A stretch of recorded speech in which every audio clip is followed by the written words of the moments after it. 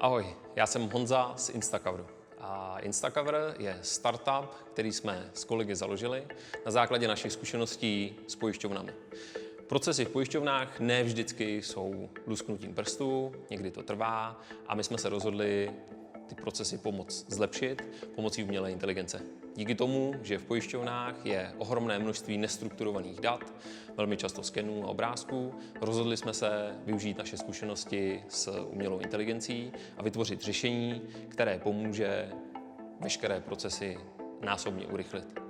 Na základě toho vznikl Instacover, který pomáhá nejenom vytěžovat dokumenty, ale pomáhá třeba i při vzniku pojištění vozidel, kdy pomáhá uživatelům s velice příjemnou, přívětivou aplikací fotit automobily a pojišťovně pomáhá třeba rozpoznat, jestli automobil je poškozený. Instacover je aktuálně ve fázi produkčního provozu, kde ho zkoušíme s několika velkými pojišťovnami. Cílíme na zlepšení klientské zkušenosti. Pokud i vy chcete ve vaší pojišťovně zlepšit klientskou zkušenost, určitě se nám ozvěte a můžeme to spolu zkusit.